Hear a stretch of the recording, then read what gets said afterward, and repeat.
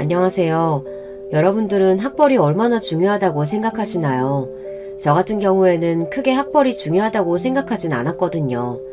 제가 이번에 결혼하고 나서 겪었던 이야기를 들어보시면서 제가 잘못한 건지 같이 판단을 해주셨으면 좋겠어요.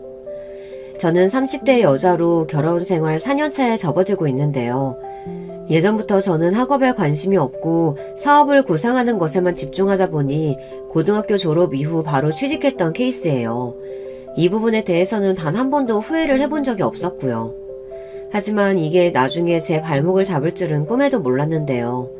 저는 20살에 졸업 후 바로 일을 시작하면서 벌이도 괜찮았고 남들과는 좀 더 빠르게 저축도 시작하면서 사업체를 이끌기까지 저의 20대를 그대로 갈아 넣었다고 볼 수 있거든요.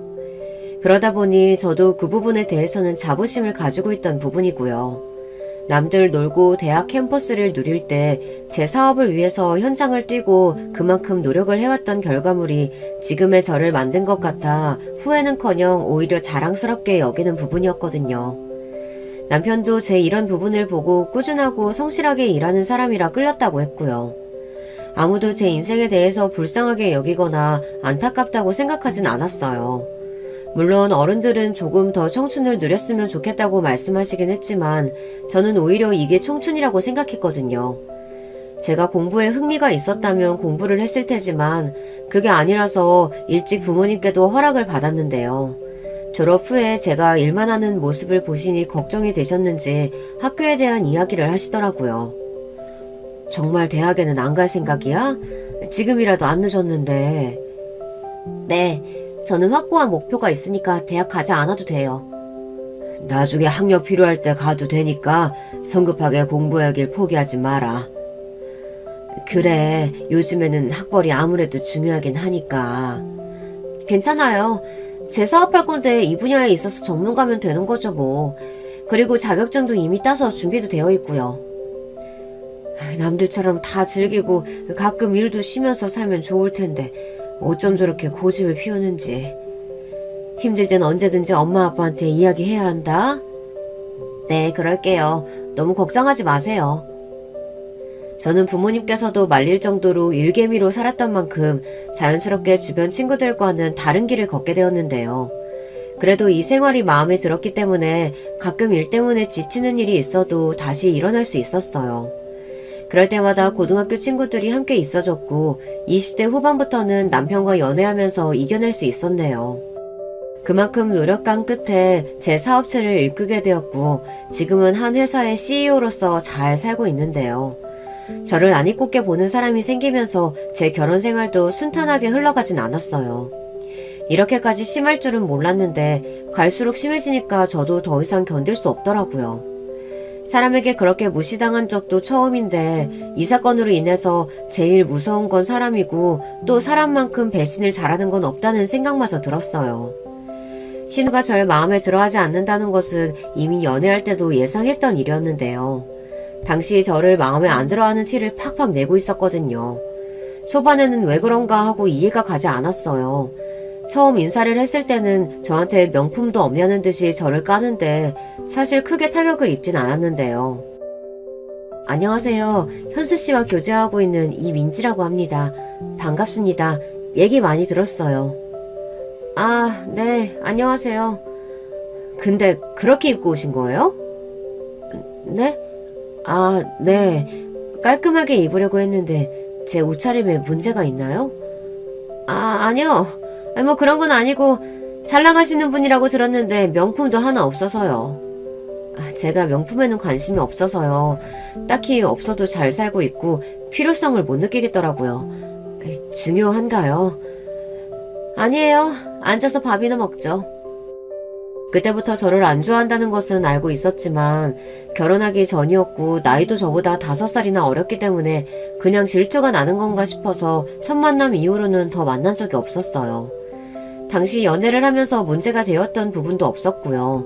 서로 각자의 자리에서 열심히 하다 보니 결혼 조기가 되면서 결혼까지 준비하게 되었네요. 주변에서는 신우가 될 사람이 못 살게 굴면 결혼 생활이 힘들다고 하는데 저는 그 당시만 해도 자주 안 보면 되지 않을까 싶었거든요. 그래서 인사를 할 때도 저를 무시하는 게 느껴졌을 때 그냥 한 귀로 듣고 흘렸어요. 안녕하세요, 어머님, 아버님. 이민지라고 합니다. 얘기 많이 들었어요.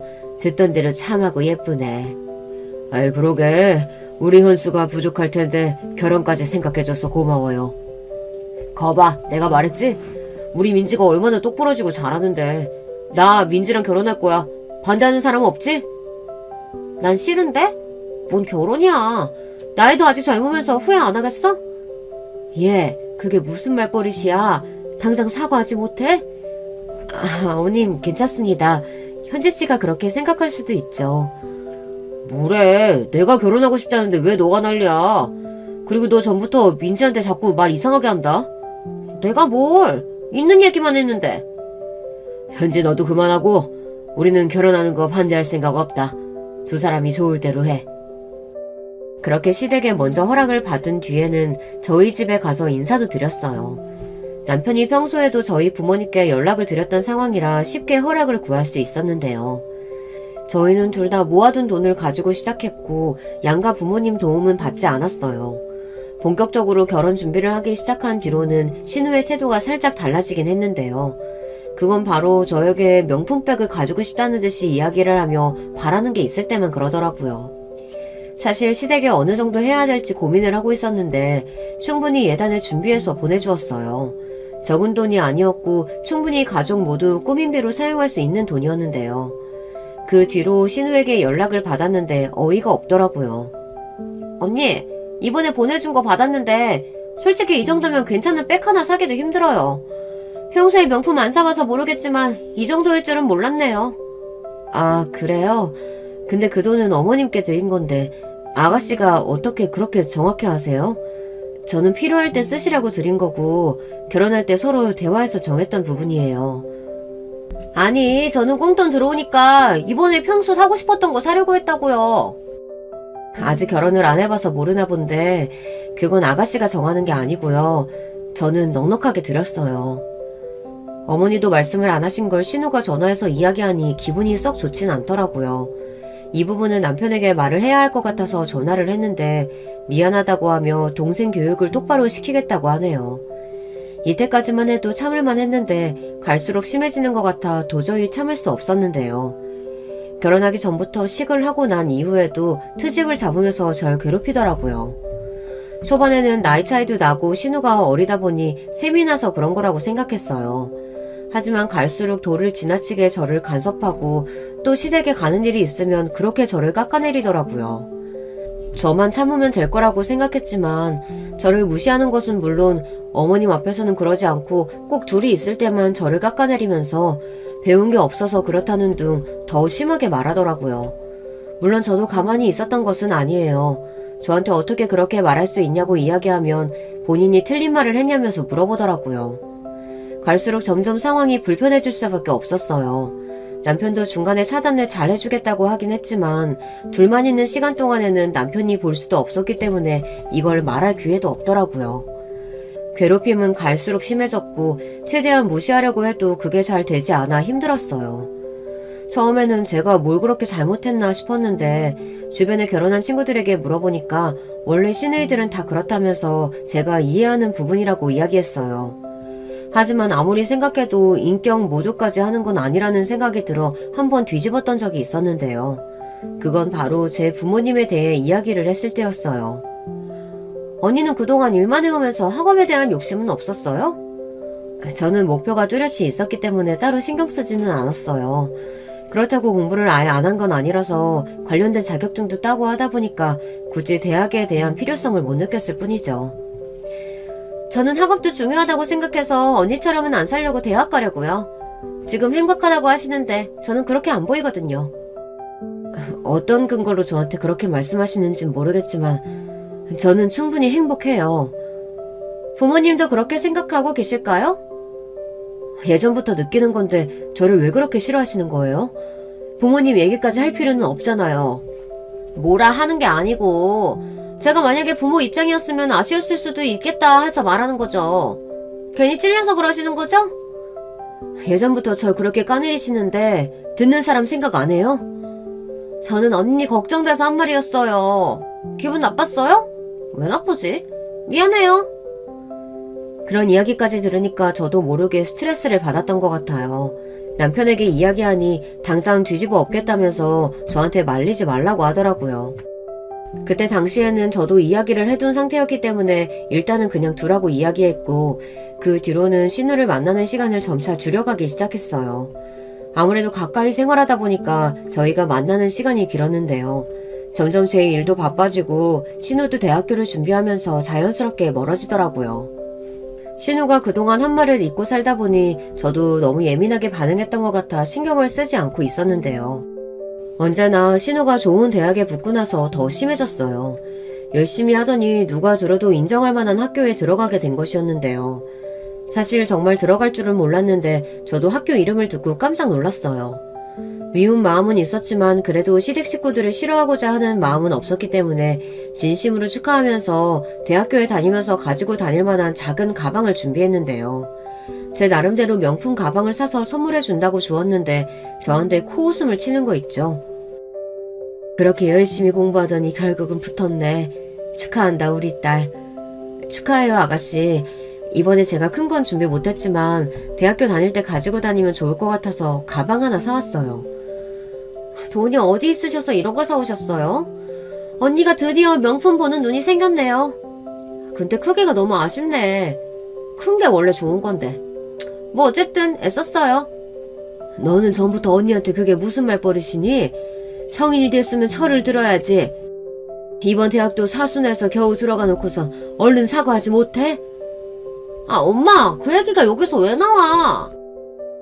신우와는 이렇게까지 사이가 안 좋을 줄은 몰랐는데 대학에 들어간 이후로는 무시하는 게 더 심해졌어요. 저한테 물어보고 제가 모르면 그럴 줄 알았다며 말하는데 이게 은근히 자존심 상하는 일이더라고요. 이대로 두었다간 제자리를 못 찾을 것 같아 어떻게 할까 싶었는데요. 남편은 이제 대학도 갔고 더 볼 일 없을 테니 너무 마음 쓰지 말라고 했어요. 하지만 그건 결혼 초에도 들었던 이야기였기 때문에 신뢰하기는 어려웠는데요. 남편도 중간에서 잘해주는 것 같아도 둘이 있을 때마다 그러니까 시댁 가는 것도 망설여지게 되었어요. 저도 모르게 자존감이 떨어진다고 해야 할까요? 자신감이 넘치던 저였는데 계속해서 가스라이팅식으로 당하다 보니 저도 모르게 정말 대학에 안 간 내가 잘못인가 싶더라고요. 제가 이렇게 생각할 게 아니라 신우가 저한테 하는 말이 말도 안 되는 것인데 세상 가스라이팅이 이렇게 무섭다는 걸 느끼게 되었던 것 같아요. 신우의 지속적인 괴롭힘으로 인해서 어떻게 하면 쳐낼 수 있을까 고민을 했어요. 언제까지 저를 무시하면서 살지, 대학에 잘 갔다는 이유만으로 저에게 내세울 게 생겼다고 느끼는 것 같아서 저도 그동안 제가 감춰두었던 금전적인 재력을 과시하려고 했지만 맞지 않는 일인 것 같았어요. 저에게는 신우도 있었지만 도련님도 한 분 계셨는데요. 신우가 제게 그런 말을 할 때마다 중간중간 제어도 해주셨는데 일이 바빠지시면서 오래 못 뵀거든요. 그러다가 결혼하신다고 손 아랫동서가 될 사람을 소개해 주셨어요. 안녕하세요. 얘기 많이 들었어요. 저는 이윈지라고 해요. 안녕하세요. 형님 부족하지만 앞으로 잘 부탁드려요. 아니에요. 앞으로 잘 지내봐요. 제가 생각했던 것보다 분위기도 좋았고 결혼한 뒤로는 서방님과 손 아랫동서와 만나면서 친해졌어요. 그러다가 명절에 모이게 되는 일이 있었는데 그때 신우가 동서에게 하는 행동을 보고 나서 충격을 받을 수밖에 없었는데요. 설거지하는 동서를 보더니 깜짝 놀라면서 이런 식으로 이야기를 하더라고요. 어머, 왜 설거지를 하고 계세요? 이런 건 다 민지 언니가 할 거예요. 귀한 손에 물 묻히면 안 되죠. 네? 그래도 형님이 혼자 다 하시기에는 어려우실 것 같아서 빨리 같이 하면 되지 않을까요? 언니가 3년 동안 저희 집 오면서 힘들어한 적 없어요. 설거지거리 별로 없네. 민지 언니 부탁해요. 그게 무슨 소리예요. 집안일은 같이 해야죠. 제가 진지하게 할 얘기가 있어서 그래요. 잘 부탁해요. 제 의견과는 관계없이 동서를 데리고 가는데 미안한 얼굴로 저를 보는 동서를 보니 입장이 더 난처하겠구나 싶어 그냥 그날은 설거지를 했어요. 뒤이어 들어온 시어머니가 왜 혼자 하고 있냐고 물어보신 뒤에나 다시 동서가 돌아오더라고요. 정말 죄송해요 형님. 저는 그냥 끌고 가서 어떻게 해야 할지 몰랐어요. 괜찮아요. 설거지도 별로 없었고 금방 끝났어요. 근데 아가씨는 왜 그렇게 형님을 싫어하는 거예요? 아, 느끼셨구나. 예전부터 그랬어요. 제가 학벌이 안 되거든요. 이유는 그거 하나뿐이에요. 요즘에도 학벌로 사람을 판단하나 봐요. 아가씨는 어디 나왔는데요? 서운대학 나왔어요. 저는 아가씨 학생 때부터 봤는데 지금이랑 다를 게 없어요. 그동안 혼자 힘드셨겠어요. 동서의 이야기를 들으니 저도 모르게 눈물이 핑 돌더라고요. 괜찮은 줄 알았지만 사실은 그게 아니었나 봐요. 그래도 손 아랫동서가 잘 들어왔다고 생각하고 앞으로 시댁생활이 조금이나마 편해질 수 있을 것 같았는데요. 저의 마음을 잘 이해해줄 줄 알았던 동서도 시간이 지나면서 신우와 별반 다른 게 없어졌어요. 처음에는 저를 위로해주길래 제 편이라고 생각했지만 갈수록 은근히 저를 무시하는 것 같더라고요. 신우랑 계속 붙어다니길래 뭔가 수상하긴 했지만 크게 신경을 쓰지 않았는데요. 하지만 이상하다고 느낀 게 처음이 아니었는데 갈수록 동서와의 대화를 하면서 뭔가 저를 무시하고 있다는 것을 느낄 수 있었어요. 형님, 이 단어 뜻 알고 계세요? 잘 모르겠는데 이거 어려운 거 아니야? 아, 죄송해요. 요즘 중학교 애들도 이건 다 알거든요. 형님 영어 공부를 조금이라도 하셔야겠어요. 그래. 내가 알고 있는 철자와는 다르길래 다른 뜻 가진 줄 알았지. 그럼 제가 지금 틀렸다고 말씀하시는 거예요? 나도 영어 어느 정도 할 줄 아는데 저런 철자로 본 적은 없어. 대학도 안 나오셨는데 그걸 어떻게 알아요? 저는 심화과정 통해서 영어 배웠거든요. 동서의 말에 어이가 없을 수밖에 없었고 아무리 그래도 저한테 저렇게 말하는 건 정말 싸가지가 없는 거잖아요. 그래서 저도 더 반박하지 않고 이야기를 했어요. 대학까지 나왔다면서 이런 철자를 틀려도 되는 거야? 어차피 해석도 못하실 텐데 물어본 제가 바보네요. 아니 저번에는 나를 위로해주더니 지금 아가씨랑 다를 게 뭐야. 제가 아가씨 얘기 다 들어보니까 고졸에 지금 하고 있는 일도 마땅히 없다면서요. 그럼 얼마나 힘드시겠어요. 저를 조롱하는 듯한 말투 때문에 눈물이 나오는 것을 꼭 참고 다시는 그렇게 이야기하지 말라며 그 자리를 떴어요. 사실 여기까지 보면 계속해서 참은 제가 답답하게 느껴지실 수도 있는데요. 굳이 제가 사업을 한다는 이야기는 하고 싶지 않았어요. 일부러 말을 하지 않고 언제까지 저러나 하는 오기 때문에 그냥 넘겼던 것 같아요. 그러다가 남편에게 이야기했더니 불같이 화를 내더라고요. 결국에는 시어머니 앞에서까지 이런 일이 생기게 되었어요. 동생이라고 계속 봐주니까 세훈이가 네 친구인 줄 알아? 아니 솔직히 내가 뭘 잘못했어. 그냥 물어보고 싶고 물어본 건데. 언니 뭐 기분 나빴어요? 매번 앞에서 그렇게 무시하는데 그럼 기분이 안 나쁘겠어요? 반대로 생각해봐요. 틀린 말 한 것도 아니고 고졸 출신이 우리 집안에 들어왔다는 것 자체가 마음에 안 들어. 그렇다고 해서 인격 모독까지 하면 안 되죠. 거기다가 동서까지 꼬드겨서 둘 다 저를 무시하잖아요. 언니 그거 피해망상이에요. 어떻게 보면 애정이 있으니까 저희도 그런 거죠. 솔직히 말해서 신우이의 말을 100% 공감하기는 어려운 점이 있었어요. 어떻게 위한다는 사람이 깎아내리면서 이야기할 수 있는지 저는 힘든 시간을 보내고 있을 때 본인은 위로라고 생각을 했다는 게 화가 나더라고요. 진지하게 이야기를 하면서 어떻게 하면 제 위치를 다시 찾을 수 있을까에 대해 고민을 하게 되었는데요. 저는 지금 제가 하고 있는 일을 열심히 하면서 그냥 돈만 잘 벌어서 그걸 과시하면 분명히 신우이가 저에게 아양을 떨 거라고 생각했어요. 저는 그 시기를 기다리기 위해서 그동안 신우이가 이야기했던 것들을 한 개로 흘리면서 그때만 기다리고 있었어요. 얼마나 좋은 직장을 갈지에 대해서 기대를 했는데요. 하지만 신우는 제 예상과는 다르게 좋은 대학을 나왔지만 꽤 오랜 기간 백수 생활을 하더라고요. 제가 생각했을 때 적합한 복수 시기는 지금이라고 생각해서 동서와 신우를 누르기로 했어요. 저만의 방식으로 그 두 사람을 저한테 쩔쩔매게 할 수 있는 방법은 생각보다 쉬운 편이었는데요. 동서와 신우는 둘 다 일을 하지 않고 있었기 때문에 그 부분에 대해서 건드리면 예민하게 반응할 거라는 걸 생각하고 있었거든요. 아니나 다를까 이번에 어머님 생신 때 제가 거하게 돈 꽃다발을 준비해서 가니 깜짝 놀라는 두 사람의 표정을 보니 재미있었어요. 어머니 이번에 준비한 꽃다발이에요. 어머 정말 예쁘구나. 이거 뭐지? 이거 잡아당기면 되는 거니? 손잡이 그대로 쭉 늘이시면 돼요. 어머니께서 꽃다발에 있는 손잡이를 잡아당기시자 현금이 줄줄이 나오기 시작했는데요. 100만 원은 넣어 보이는 액수에 어머님도 아버님도 놀라셨지만 가장 놀란 건 신우와 동서였어요. 어머 언니, 이번에 너무 무리하신 거 아니에요? 안 그래도 일을 요즘 잘 못하시는 것 같던데. 그러게요. 안 그래도 저도 물어보고 싶었는데 이런 거 할 거면 같이 하시지. 그럼 부담도 덜었을 텐데. 아쉽네요. 괜찮아요. 이 정도는 아무것도 아니에요.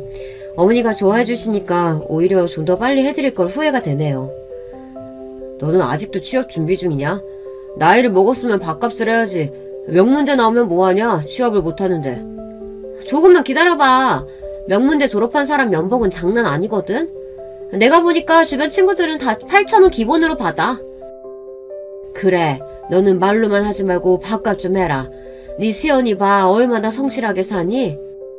그래봤자 고졸인데 뭐 벌면 얼마나 벌겠어. 너 말 다 했어? 어쩜 그렇게 네 세원이를 무시하냐? 앞으로 어떡하려고? 적어도 고졸 인생인 세원이보다는 잘 살 것 같은데? 지금 얼마 버는지 모르겠지만 난 앞으로 더 몸값이 높아질 사람이니까. 네가 잘 모르나 본데 네 새언니 한 기업의 대표야. CEO라고. 뭘 매출이 얼만 줄이나 알아? 너는 평생 일해도 못 모을 돈을 다 벌었다고. 자산만 해도 몇 억이고 그동안 벌 수 있는 돈 다 벌었으니까 당연히 일하는 시간이 줄어들 수밖에 없지. 그게 사실이야? 언니가 그렇게 돈을 많이 번다고? 나중에 후회하지 말고 지금이라도 사과하고 잘해라. 됐어. 사과받으려고 그런 건 아닌데. 아가씨 연봉의 몇 배는 벌고 있으니 앞으로 저희 집이 힘들 걱정은 하시지 않아도 돼요.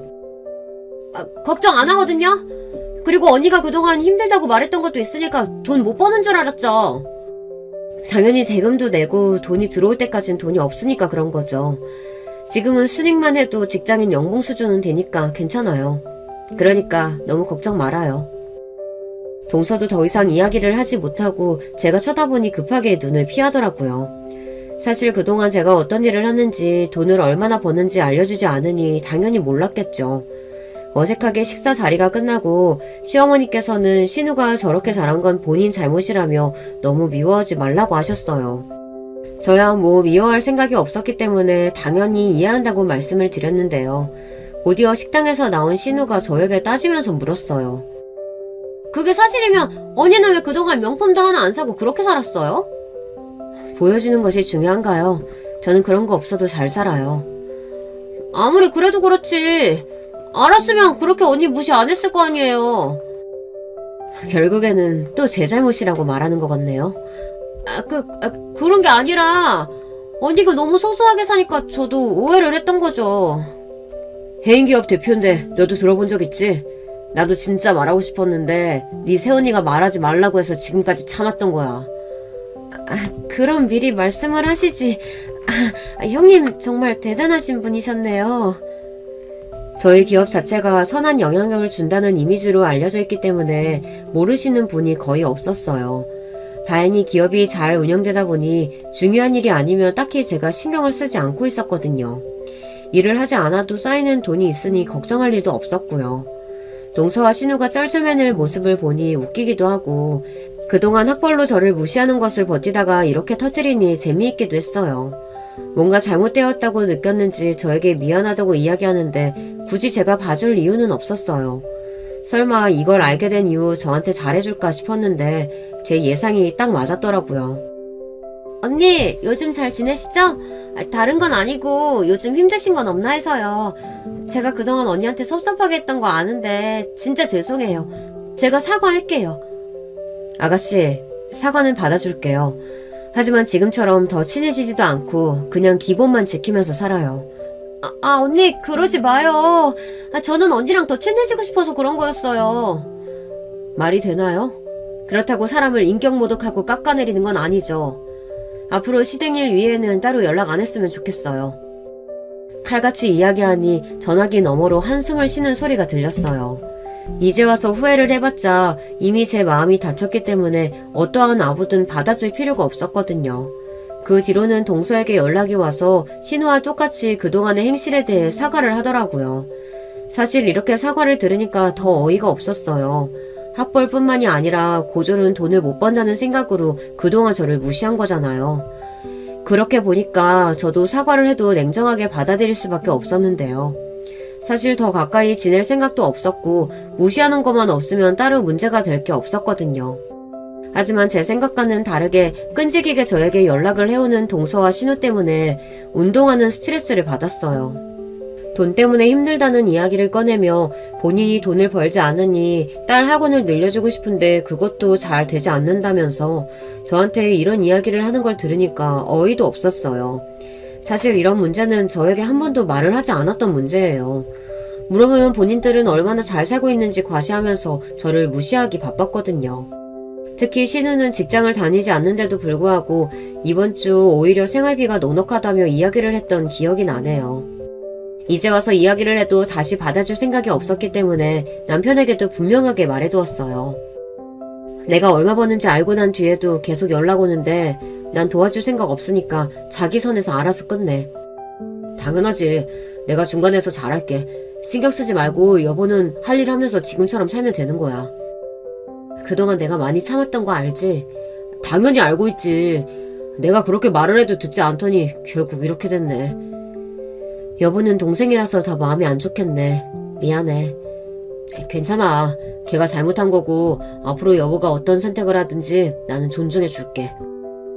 사실 남편이 본인의 동생 편을 들지 않는 것만으로도 저는 마음이 풀릴 수밖에 없었는데요. 평상시에도 신우에게 저 대신 타박을 해주고 동서가 심하게 선을 넘는 날에는 서방님께 이야기를 하는 것을 몇 번 봤었거든요. 이때까지만 해도 든든한 제 편이 있다는 게 좋아서 항상 열심히 일을 하고 두둑하게 용돈을 챙겨주는 등 남편이 회사 때문에 힘들어하는 것을 보고 퇴사까지 하게 해주었어요. 저 혼자 버는 것만으로도 충분히 생활이 가능했고 남편이 집에만 있는 것이 지루하다고 해서 작은 건물 관리를 맡기기 시작했는데요. 제 사업체를 운영하는 곳에 공동으로 관리를 하게 되었는데 성실하던 남편이 번하기까지는 오랜 시간이 걸리지 않았어요. 결혼하고 나서 저한테 항상 다정했던 남편은 게을러지고 집에서 게임을 즐겨하며 제가 시킨 일도 제대로 하지 않더라고요. 오늘 거래처에서 온다고 하는데 장부 관리는 제대로 했어? 아, 미안해. 오늘은 집안 정리하느라 건물에 못 가봤네. 거래처 사람들 오기로 했어? 그래서 미리 연락도 해놓은 상태였는데 어쩔 수 없지. 그동안 문제 있었던 부분 없으면 괜찮아. 매출은 잘 나오고? 당연하지. 매출에 대해서는 걱정할 필요 없어. 남편만을 믿고 맡겼던 일이었지만 얼마 지나지 않아서 매출에 문제가 있었다는 것을 알게 되었고 그 돈의 일부가 남편의 개인 통장 그리고 신우에게 가고 있다는 것을 파악했어요. 저는 원래 통장 내역을 확인하지 않는 편인데 이번에 뭔가 확인하고 싶다는 생각이 들더라고요. 이때 저도 여자의 촉이 무섭다는 걸 느끼게 되었어요. 통장 잔고를 확인해보니 제가 생각했던 것보다 돈이 빠져나가고 있는 곳이 많더라고요. 처음에는 돈이 필요할 수도 있으니까 어느 정도 이해했는데 신우한테도 보내고 있었고 이게 다른 데도 새고 있다는 것에 대해서는 참지 못하고 바로 집으로 돌아와서 물어봤어요. 내가 당신 통장 확인해봤는데 돈이 이상하게 많이 빠져나가고 있더라. 무슨 일 있어? 믿고 낚였으면 냅둬야지 왜 몰래 통장 잔고를 보고 그래. 아무리 그래도 그렇지 지금 대금 나갈 것도 있는데 그렇게 써버리면 어떡해. 달마다 들어오는 돈만 해도 얼만데 겨우 그거 가지고 그러냐? 남편이 필요해서 쓸 수도 있지. 정말 제가 알고 있는 남편이 맞나 싶을 정도로 달라진 모습을 보고 나서 적응을 할 수 없었어요. 제가 돈을 못 벌 때나 잘 벌 때나 소나무같이 한결같은 사람이었는데 갈수록 뻔뻔해지고 또 본인의 집안만 챙기는 모습을 보니 꼴보기가 싫어지더라고요. 심지어 저희 집에서 하고 있는 사업인데 본인의 동생들까지 사업장을 내주려고 하는 것을 보고 난 뒤에는 더 이상 참을 수가 없었어요. 당신 정말 너무한 거 아니야? 지금 신우 통장으로 들어가는 돈이 얼만지는 알고 지금 그러는 거야? 아니 요즘 현지가 조금 힘들다고 하길래 도와준 것 뿐이야. 가족인데 이런 것 하나 못해줘? 아니 그게 아니라 그 전에 했던 말들은 뭐고 이제 와서 아가씨 도와주는 거야? 여보 다 지난 일 가지고 아직까지 그러면 어떡해. 아니 솔직히 말해서 우리가 여유가 있으면 좀 도와줄 수 있는 거 아니야? 그러니까 그걸 왜 당신이 정하냐는 거야. 적어도 나랑 상의는 해야 하는 거잖아. 단 6개월 만에 태세를 바꾼 남편을 보며 어이가 없었는데요. 신우와의 대화를 발견한 뒤로는 그동안 저에게 왜 그렇게 잘해주는지 알 수 있었어요. 그건 바로 제 재산을 노리고 그랬던 것인데요. 아, 매일 일만 하는 옆편에 돈만 많으면 뭐하냐? 쓸 줄도 모르는데. 뭐야, 언니 새언니 돈 잘 벌어? 고조 주제에 진짜 성공해버렸네. 예전에는 그냥 하는 말인 줄 알았는데 그게 아니더라고. 아, 그래? 대박. 그럼 나 명품백 같은 것도 막 사주고 그러나? 그러겠냐? 지금 나한테 쓰는 돈도 많지 않은데 다 투자하겠다고 난리야. 언제까지 이렇게 살아야 하나. 월 수익이 억대면 뭐해, 내가 못 쓰는데. 그럼 최대한 잘해주면서 아양을 떨어야지. 오빠가 재산 받아야 나도 콩고물이 좀 떨어지지 않겠어? 나한테 다 방법이 있어. 뭔데? 좋은 방법이라도 있는 거야?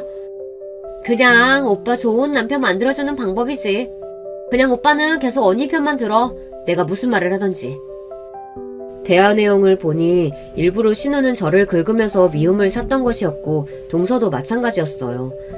남편은 제 재산을 조금이라도 본인 것으로 만들려고 그동안 쇼를 했던 것이더라고요. 이걸 알게 된 이상 충격을 받을 수밖에 없었어요. 하나뿐인 제 편이라고 생각을 했는데 그게 아니었으니까요. 대화 내용을 보고 나서는 남편을 도저히 전처럼 좋은 사람으로 볼 수 없었어요. 또 자산이 많다 보니까 당장 이혼을 하기에는 어떻게 해야 할지 잘 모르겠더라고요. 뭔가 더 증거가 있으면 모를까 이 증거만으로는 재산 분할도 해줘야 할 것 같아 유책 배우자가 되도록 만드는 방법뿐이었어요. 그래서 저는 사람을 써서 남편이 어떤 생활을 하고 있는지에 대해서 알아보기 시작했어요. 여러분들이라면 본인을 돈으로 보는 사람과 결혼 생활을 지속할 수 있으신가요? 사실 사랑하는 마음이 있으면 어려울 수 있긴 하지만 저는 예전부터 제 자신을 낮게 평가하는 사람들을 상종할 필요 없다고 느꼈던 사람으로서 남편에게서 받은 상처 그리고 배신감 때문에 바로 이혼을 결심할 수 있었거든요. 남편의 사생활을 보고 나서는 충격의 연속이었는데요. 제 돈을 펑펑 쓰는 것은 물론 본인의 명의로 차까지 구입을 했더라고요. 게다가 차 안에서 내리는 사람이 바로 동서였어요. 얼마나 다정한지 두 사람 눈에서 꿀이 떨어지는 눈빛을 보니 사진을 보면서 저도 모르게 눈물이 고이더라고요. 저에게 한없이 다정했던 사람인데 이렇게 될 줄은 꿈에도 몰랐어요. 제 자산을 탐내는 것은 물론 바람까지 피우는 것을 알게 된 이상 유책 배우자로 이혼 소송을 걸 수밖에 없었죠. 그리고 상간녀 소송까지 같이 걸기로 했어요.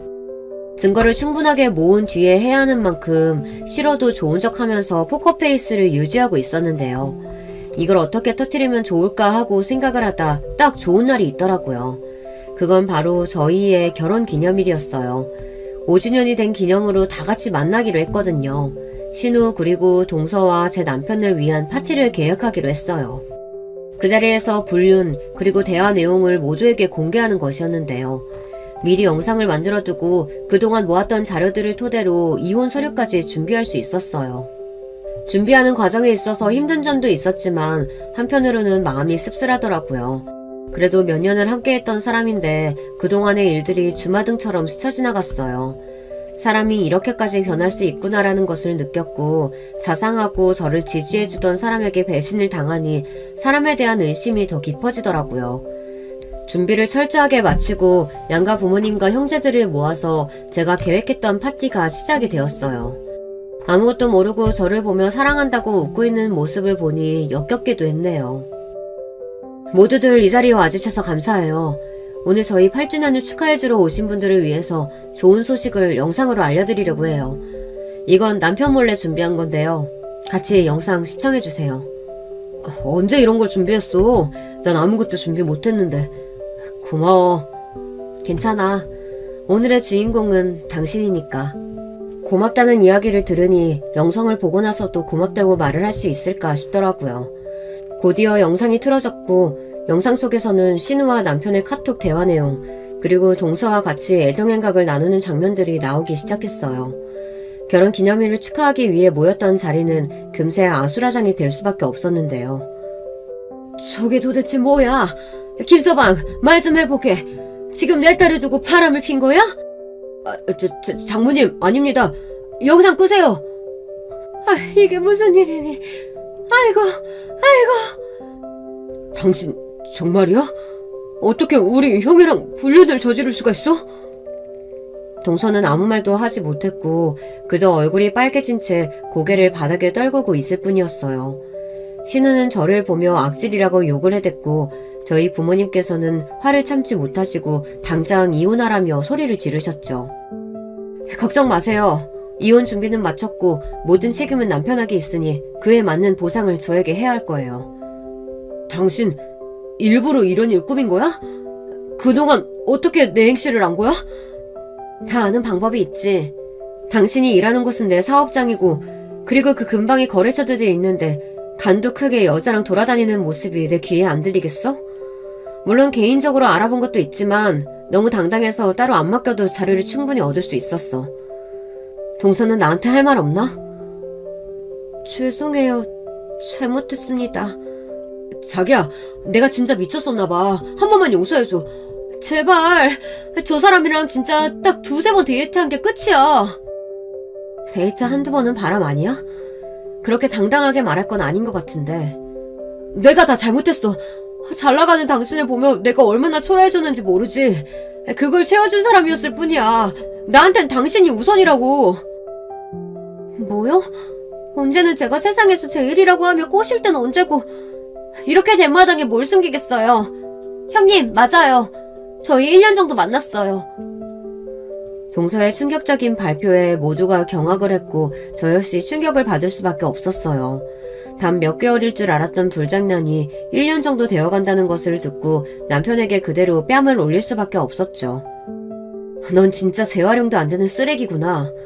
지금까지 내가 너한테 해줬던 건 모든 것들 다시 뱉어내야 할 거야. 건물은 물론 불륜과 관련해서도 따로 청구할 테니까 그렇게 알고. 여보, 제발 한 번만 봐줘. 부탁이야. 김서방, 더 이상 내 딸 부르지 말게. 난 이 결혼 더 이상 이어가는 게 무슨 소용이 있나 싶네.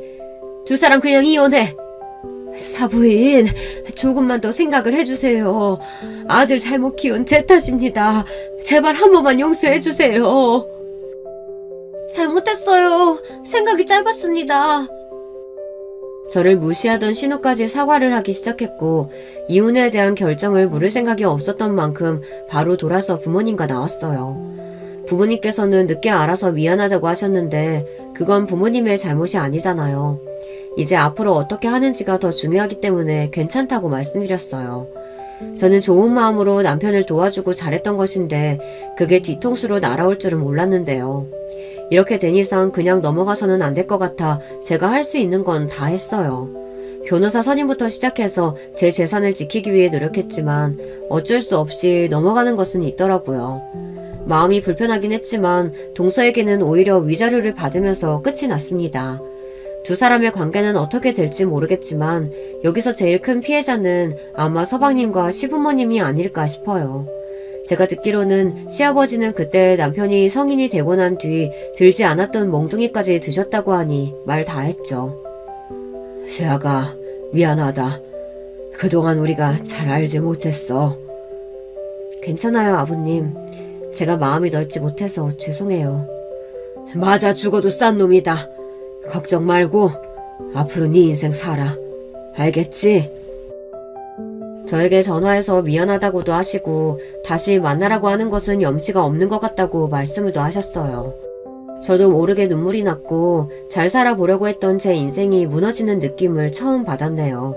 그동안 당당하게 제가 하고 싶었던 일들 하면서 사회적으로도 인정을 받았는데 이렇게 동서 남편 신우에게 배신을 당하고 나니 생각이 많아지는 것 같아요. 스스로 홀로서기를 시작한 지 이제 막 3달째인데 아직도 남편에게는 미안하다는 문자가 오고 있어요. 평소 저에게 하지 못했던 말이라면서 장문으로 편지를 써주기도 하고 신우도 정말 미안하다며 사세의 문자를 보내더라고요. 나는 당신이랑 다시 붙을 생각 없으니까 더 이상 연락하지 않았으면 좋겠어. 마지막으로 내 이야기 한 번만 들어줘. 그동안 있었던 일 설명할게.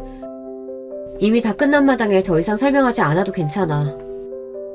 남편은 다행히 그 연락을 끝으로 더 이상 연락이 오지 않았어요. 그리고 연락이 오지 않는 것 같았던 동서에게도 문자가 왔는데요.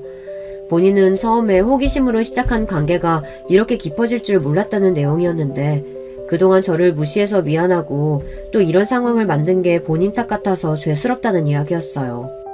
한 가정을 파탄내놓고 사과만으로 이 상황을 넘기려고 하는 것 같아 마음에 들지 않았지만 저는 더 이상 답장을 하지 않았어요. 내용의 끝을 보니 서방님도 이혼을 하신 것 같더라고요. 본인이 다른 사람의 행복을 앗아갔으면 그에 맞는 결과가 따른다는 것을 이번에 깨닫길 바라는 마음이에요. 저는 이번에 사람이 얼마나 질투심이 많고 다른 사람이 잘 되는 걸 못 참는 게 무엇인지에 대해서 깨닫게 되는 일이기도 했는데요. 저는 제 스스로 잘 되어서 다른 사람에게 베풀면서 살아가고자 했지만 오히려 이것을 악용하는 사람이 있을 줄은 몰랐어요. 그것도 가장 가까운 남편에게서 그렇게 뒤통수를 맞을 줄은 몰랐죠. 처음에는 이혼을 하고 나서 한동안 힘든 시간을 겪기도 했는데요. 점차 회복해 나가기 위해 저만의 시간을 가져보기도 하고 여행도 다녔어요. 그동안 성공을 위해서 달려왔던 저를 위해서 한동안 휴식 시간을 주고 조금씩 맛있는 것도 먹고 하니까 회복이 되더라고요.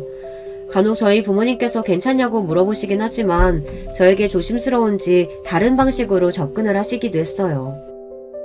딸, 이번에 백화점 신상 나왔다는데 가볼래? 그래, 기분 전환 겸 가보자. 어때? 괜찮아요. 저 이번에 해외여행 다녀오려고요. 혼자만의 시간이 필요해서요. 그래, 충분히 시간 가지고 회복하길 바랄게. 그 집 식구들은 더 이상 생각도 하지 마. 앞으로 네가 얼마나 잘 사는지 보여주는 게 가장 좋은 복수야. 괜찮다고 생각했지만 아버지가 하는 말씀에 저도 모르게 눈물이 핑 돌 수밖에 없었는데요. 그래도 남편의 본심을 빨리 알아채고 제가 이루었던 것들을 모두 잃기 전에 끝이 나서 다행이라고 생각해요. 또 좋은 대학을 나왔던 신우는 지금 저희 하청업체에 입사를 지원했다는 소식이 들려왔는데요. 제가 면접관으로 참여하니까 얼굴이 새하얘지더라고요. 어찌나 웃기던지 이제는 분노라기보다는 그 사람들이 한심스럽고 또 한편으로는 어리석다는 생각을 했던 것 같아요. 여러분들은 학벌이 정말 중요하다고 보시나요? 저는 이번에 학벌이 아닌 사람이 어떤 것을 중요시 여기느냐에 따라서 인성이 달라진다는 것을 느낄 수 있었는데요. 겉모습을 보고 판단하는 신우, 그리고 말에 현혹되어 제 남편이랑 바람을 피고 신우와 저를 따돌렸던 동서, 어떻게 보면 방관자이자 가해자였던 남편까지 처음에는 그렇지 않았던 것 같던 사람들이었는데 갈수록 욕망에 눈이 멀어서 결국에는 이런 파국을 맞게 되었네요. 전 남편이랑은 겹치는 사람이 많다 보니 아는 사람들이 많을 수밖에 없는데요. 종종 들려오는 소식으로는 일용직을 하면서 산다고 해요. 그동안 뭐에 빠진 건지 돈도 다 잃고 이곳저곳 돌아다니면서 사는 것 같다니 짠하기도 해요. 하지만 그때로 돌아갈 마음은 없었습니다. 결혼 당시 좋았던 기억들은 거의 없고 나중에는 불륜 그리고 저 몰래 돈을 빼돌렸던 기억만 남으니 잠을 자기도 힘들 정도였거든요. 사람에게서 상처를 받은 마음은 쉽게 치유가 되진 않았어요. 저는 단지 열심히 살아서 행복해지고 싶었던 것 뿐이었는데 결과가 이렇게 되니 씁쓸한 마음도 있었는데요.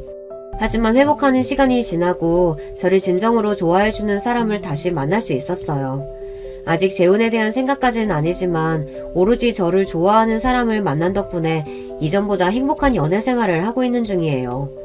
자산에 대해서 걱정 없이 살 수 있었던 시댁 식구들은 결국 파국을 맞이했고 학벌로 저를 무시했던 신우는 공장에 가서 일을 한다는 이야기를 들었어요. 사람은 인성이 먼저 되어야 한다는 것을 느끼게 되었네요. 단순히 돈을 많이 벌고 적게 벌고를 떠나서 학벌, 외모 등이 좋아도 인격이 되지 않으면 그 사람의 가치는 바닥이 날 수밖에 없는 것 같아요. 신우는 좋은 대학도 나오고 얼굴도 이쁜 편이라서 인기가 정말 많았는데 본인이 말하는 말투, 태도 때문에 주변 사람들이 떠나가는 것 같더라고요. 내면의 아름다움도 필요하고 상대방을 타박하는 삶을 산다면 본인에게 돌아온다는 것을 알았으면 좋겠어요. 저 역시 신우에게 무시받는다는 느낌을 받았고 잘해줬었지만 검은 속내를 가지고 있었던 남편까지 이제는 그 집안에서 벗어나고 보니 제 행복을 멀리서 찾았던 것 같아요. 지금은 저를 생각해주는 지인들과 가족들이 있고 사랑하는 사람도 생기면서 자연스럽게 제 삶을 다시 되찾아가고 있는 중이에요. 여러분, 두 번째 사연 시작하기 전에 좋아요, 구독 꼭 눌러주실 거죠? 그럼 두 번째 사연 바로 시작합니다. 저는 결혼한 지 이제 5년 차에 접어든 30대 후반 여자입니다. 제겐 남편과 사랑으로 노력해서 얻은 예쁜 딸이 하나 있어요. 이번에 눈에 넣어도 아프지 않을 우리 딸의 돌잔치를 하기로 했는데요. 오랜만에 모든 가족이 다 모이기로 해서 기대 반 설렘 반의 마음입니다. 돌잔치 소식을 들은 지인들도 다들 벌써 그만큼이나 시간이 흘렀냐며 덕담을 보내고 있는데 딱 한 사람만 연락이 없네요. 예상은 하고 있었지만 어쩜 그렇게 빗나가지 않을까요? 이런 제 예상을 한치도 빗나가지 않은 사람은 바로 제 형님입니다. 형님과는 이제 다른 사람을 통해서만 소식을 전해 듣는 사이가 되어버렸는데요. 저와 형님 사이가 어쩌다 이렇게 됐는지 한번 이야기해볼까 합니다. 저는 결혼 전까지 교사로 일했습니다. 남편과는 처음에 교육 워크숍에서 우연히 만나게 됐는데 첫인상이 도시 사람치고 너무 순박했어요. 남편을 만나기 전에 저는 항상 나쁜 남자들만 만나서 고생을 많이 했습니다. 그래서 세상에 마음 착하고 좋은 남자는 다 사라졌다고 생각했는데 남편을 만나보니 세상에 이런 사람이 아직 있나 싶어 놀랐었던 게 생각나네요. 그렇게 일 때문에 자꾸 마주치다 보니 어느새 남편에게 관심이 커졌고 저도 모르는 새에 사랑하고 있더라고요. 어느 날 남편과 데이트하던 중 전 이제 이 남자를 내 사람으로 만들어야겠다 싶었어요. 그래서 남편한테 우리 무슨 사이냐고 물었더니 남편의 얼굴이 새빨개지는 거예요. 그리고 한참 있다가 뭐 한다는 말이 우리가 사귀는 사이면 좋겠다고 하는데 그때 남편은 참 귀여웠어요. 그 뒤로 남편과 저는 예쁘게 오랫동안 연애하다가 결혼까지 약속했습니다. 결혼하기로 말이 나오자마자 바로 상견례를 하기로 했는데 이때 어디서 해야 할까 고민이 많았어요. 한참 고민하던 중 남편이 시어머니께서 여기서 하자고 하셨다며 제게 식당 주소 하나를 보내줬어요. 위치를 확인해보니 강남이더군요. 처음엔 조금 놀랐어요. 저는 굳이 말하자면 강북 토박이로 강남은 일 때문에 몇 차례 가볍게 들러본 정도밖에 없었거든요. 그래서 제겐 강남이 꼭 다른 나라처럼 느껴졌습니다. 그때를 생각해보면 이렇게 제대로 한번 강남에 가보는구나 하고 조금 두근거렸던 것 같기도 해요. 근데 상견례 전날 밤 남편에게서 굉장히 곤란한 목소리로 전화가 왔어요. 자기야, 내일 상견례 때 말이야. 우리 형 부부도 같이 갈 것 같은데 괜찮을까? 응? 갑자기? 이전에 그런 말 없었잖아. 혹시 어머님 아버님 대신에 나오신다는 거야? 아니, 그게 아니라 형수님이 꼭 한번 자기를 보고 싶다고 그러셨나 봐. 그래서 어머니가 같이 나오시겠다는데 역시 좀 그렇지? 남편 말에 저는 그 순간, 짧은 순간 정말 많은 고민을 했었던 것 같아요. 보통 상견례에 형제의 배우자가 같이 나오나 싶기도 했고요. 하지만 동시에 이제 가족이 될 사람이 궁금해서 그런 거 아니겠나 하는 생각이 들었어요. 그리고 어차피 결혼하면 제가 윗사람으로 모셔야 할 사람이니 미리 만나서 안면을 트는 것도 좋을 것 같았고요. 괜찮을 것 같아. 우리 부모님께는 내가 말씀드려 놓을게. 근데 형님은 어떤 분이셔? 자기 형은 내가 자기한테 이야기 많이 들었지만 형님은 처음 뵙는 거라 좀 긴장이 돼서 말이야. 남편에겐 형이 한 분 계셨는데 서로 사이가 좋았어요. 남편이 어릴 때 시부모님 두 분 다 맞벌이를 하셔서 형이랑 단둘이 있을 때가 많았는데 그때마다 형이 자기를 잘 챙겨줬고 그게 지금도 고맙다는 말을 자주 했죠. 보통 형제끼리는 많이 싸우는 걸로 알고 있는데 말이에요. 그래서 남편의 형은 만나기 전부터 좋은 이미지가 있었어요. 그런데 생각해보니 예비 형님 얘기는 잘 못 들은 것 같더라고요. 자기 자신에 대한 자부심이 좀 많이 강하신 분인 것 같기는 해. 그래도 사람 자체는 착하신 것 같아. 여러분은 자부심이 강한 사람이라는 말이 어떻게 느껴지시나요? 저는 남편의 말을 듣는 순간 예비 형님 성격이 보통이 아니겠다는 생각이 들었어요. 다음날 부모님과 함께 상견례 장소에 도착했을 때 제 생각은 확신으로 바뀌었습니다. 처음 뵌 형님에게서 깐깐한 분위기가 팍 느껴지더군요. 인사를 드리니 살짝 웃으며 받아주셨지만 전 그 사이에 저를 위아래로 훑는 눈길을 똑똑히 보고 말았습니다. 저는 긴장된 마음과 밀려오는 어색함으로 잠깐 할 말을 다 잊어버렸어요. 그 사이 저희 엄마가 먼저 말문을 여셨죠. 사부인께서 이 식당을 상견례 장소로 하자고 하셨다 들었어요. 식당이 너무 세련되고 예쁘네요. 음식도 정말 맛있을 것 같고요. 말씀 참 고맙습니다. 근데 솔직히 말씀드리면 여긴 우리 첫째 며느리가 골라서 예약해준 곳이에요. 첫째 며느리가 상견례 장소는 꼭 여기로 해야 한다고 해서 말이에요. 시어머니 말씀에 그제야 형님이 표정을 풀고 활짝 웃으시더군요. 여기가 강남에서 상견례 장소로 가장 유명한 곳이어서요. 새 식구 맞이하는 자리인데 아무 곳에서나 할 순 없죠.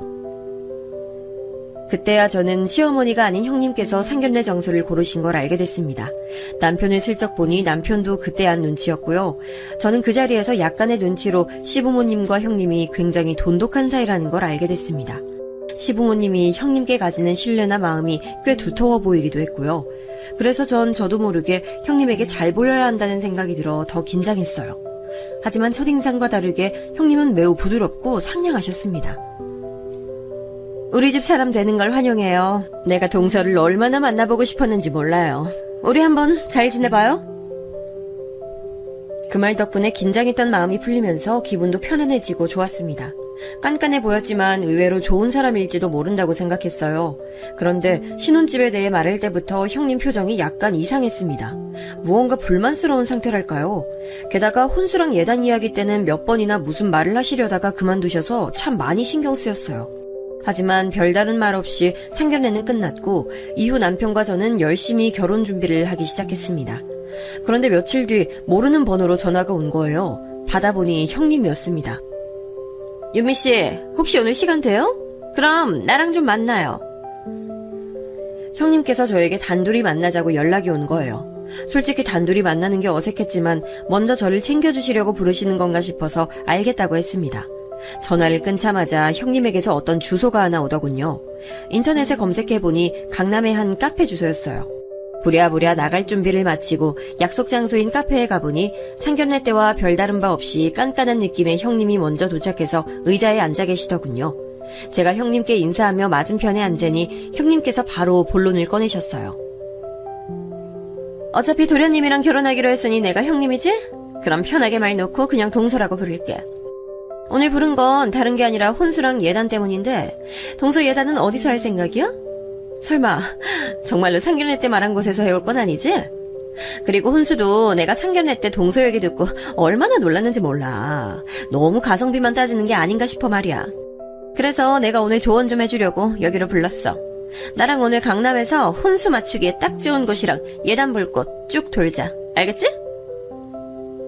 난데없이 이게 무슨 말인지 모르겠더라고요. 다짜고짜 만나자고 해서 제 결혼 준비에 대해서 왈가왈부하는 말을 듣자니 조금 당황스러웠어요. 그렇다 해도 거기서 차마 마음에도 없는 말은 할 수가 없어서 솔직히 말씀드렸죠. 어머, 이렇게까지 신경 써주지 않으셔도 돼요, 형님. 이미 형준 씨랑 같이 고르고 있고 몇 개는 계약도 해서요.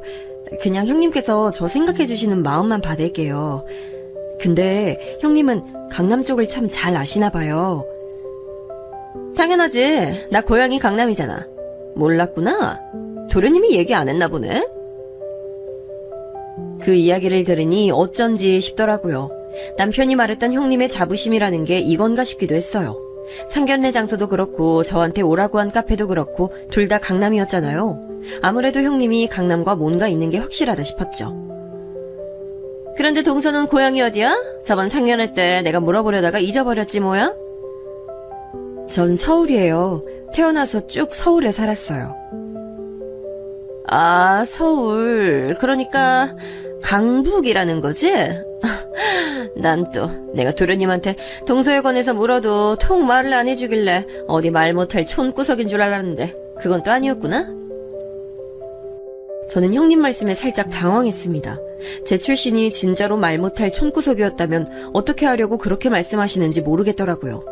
기분이 좋진 않았지만 거기서 뭐라고 한마디 했다가 생길 여러 가지 일들이 제 눈앞에 훤히 보였습니다. 아직 결혼식 전인데 벌써 사이라도 틀어지면 나중엔 어떻게 될지 상상만으로도 머릿속이 시끄럽더라고요. 그래서 속상한 사람 마음 달래준다는 기분으로 그날 카페에서 온종일 형님 말씀에 미소로 화답하기만 했습니다. 그렇게 형님과 헤어지고 저는 이제 결혼식 전까지 형님과 딱히 연락할 일이 없을 거라 생각했어요. 그런데 제가 너무 안일했던 것 같아요. 이후 형님은 더 자주 연락하시고 엄청나게 간섭을 하시기 시작했어요. 제가 지금 남편이랑 결혼하는 것인지 아니면 형님이랑 결혼하는 것인지 모를 정도로요. 그리고 그때마다 꼭 나오는 말은 강남에서는 이렇게 안 한다는 말이었어요. 한 번은 정말 마음에 드는 예식장을 발견해서 남편과 빠르게 상의하고 계약을 마쳤어요. 그런데 어떻게 아신 것인지 형님이 제게 전화를 하셨더라고요. 동서, 이런 예식장은 강남에서는 예식장으로 쳐주지도 않아. 지금이라도 얼른 다른 곳 알아보고 바꿔. 한 번밖에 없는 결혼식인데 여기보다 더 예쁘고 좋은 곳에서 해야 하지 않겠어? 그 말을 듣는데 기분이 마냥 좋지 않았습니다. 그래서 저도 형님께 한마디 했습니다. 혼수랑 예단 때도 잘 거절했으니까 예식장 이야기도 잘 거절해보자란 마음에서요. 형님이 저 신경 써주시는 마음 잘 알지만 저희 결혼식 예산은 이 예식장이 딱 맞아서요. 그리고 형준 씨도 여기가 마음에 든다고 하고 저도 여기가 마음에 들어요. 그래도 이런 예식장에서 결혼하면 하객들이 와서 축하가 아니라 오히려 욕하고 가. 딱 한 번뿐인 결혼식인데 어떻게 이런 데서 할 생각을 해? 내가 예식장 사진 봤는데 크기도 생각보다 작고 식장 장식도 별로야. 강남에서는 제일 끝낮은 예식장이어도 여기보다 몇 배는 더 좋아. 이렇게 말끝마다 강남 이야기를 하면서 비교하는데 점점 짜증이 나더라고요. 고향에 대한 자부심이 넘치는 건 좋지만 그걸 다른 사람에게까지 강요하면 안 되는 거 아닌가요? 물론 저는 다시 형님께 그래도 바꾸는 건 안 될 것 같다고 말씀드리면서 어떻게든 예식장에 관해서도 잘 거절했습니다. 그렇게 우여곡절 끝에 저는 남편과 결혼식을 올렸어요.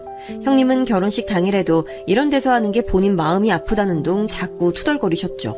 오죽 투덜거렸으면 축하해주러 온 친구들이 저분은 누구신데 저런 말을 하냐면서 저를 걱정할 정도였어요. 제가 우리 형님이라고 말하며 어떻게든 두둔하려고 했는데 너무 많이 말해서 입이 아플 지경이었죠. 이후 신혼여행까지 잘 다녀오고 저와 남편은 같이 마련한 신혼집에서 생활을 시작했습니다. 신혼집은 시댁에서도 친정에서도 적당한 거리에 있었던 터라 번갈아 가면서 자주 뵙기 좋은 위치에 있었어요. 근데 문제는 형님 댁이었습니다. 형님 댁은 저희 신혼집에서 좀 멀리 떨어져서 자주 찾아뵙기 부담스러웠어요.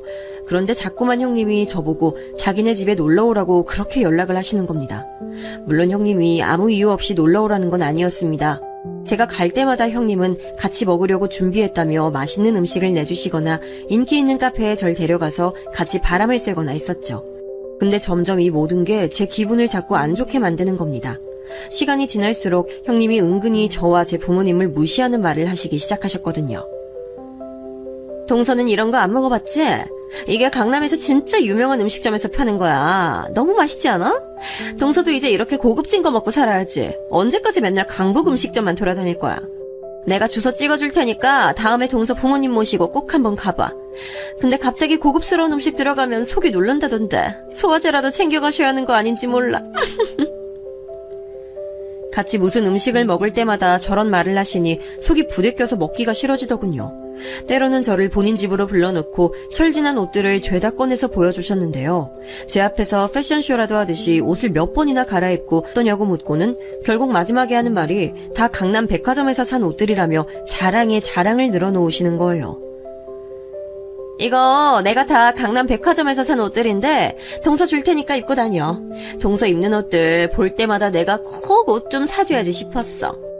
근데 동서, 저번에 우리 만났을 때 입은 옷 어디 거야? 솔직히 말해봐. 그냥 인터넷 쇼핑몰 같은 데서 대충 산 거지?